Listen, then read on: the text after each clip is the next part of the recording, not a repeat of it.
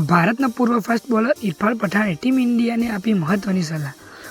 નવા વર્ષની શરૂઆત થઈ છે ત્યારે ટીમ ઇન્ડિયા માટે 2023નું વર્ષ સારી નરસી યાદોમાં રહ્યું છે।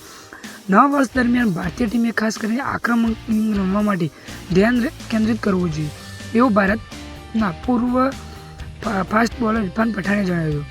ભારતીય ક્રિકેટ ટીમના ભૂતપૂર્વ ઝડપી બોલર ઇરફાન પઠાણનું માનવું છે કે ભારતે 2024માં તેના ઝડપી બોલિંગ આક્રમણની બેન્ચ સ્ટ્રેન્થ વધારવા પર ધ્યાન કેન્દ્રિત કરવું જોઈએ, કારણ કે સેન્ચુરીમાં દક્ષિણ આફ્રિકા સામે જે રમાયેલી ટેસ્ટ મેચ હતી તેમાં ભારતની ઝડપી બોલિંગની નબળાઈ પુરવાર થઈ હતી। ભારતે પહેલી ટેસ્ટ મેચમાં મોહમ્મદ શમીની ખૂબ જ મોટી ખોટ લડી હતી અને આ મેચમાં તેમને હારનો સામનો કરવો પડ્યો હતો। ઇજાઓથી પરેશાન જસપ્રીત બુમરાહને શાર્દુલ ઠાકુર અને પ્રસિદ્ધ કૃષ્ણ જેવા બોલરોનો પૂરતો સહકાર મળ્યો નહોતો।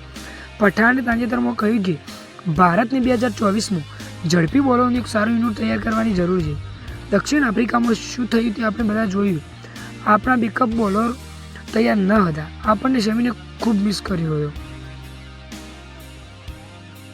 જો આપણે ઝડપી બોલરોની મોટી બેચ તૈયાર નહીં કરીએ તો આપણને તેમના બુમરાહ અને શમી જેવા સારા ઝડપી બોલરો નહીં મળી જાય। તમારી પાસે હંમેશા ઉચ્ચ સ્તર પર રમવા માટે ઓછામાં ઓછા 7 કે 8 ઝડપી બોલરો તૈયાર હોવા જોઈએ।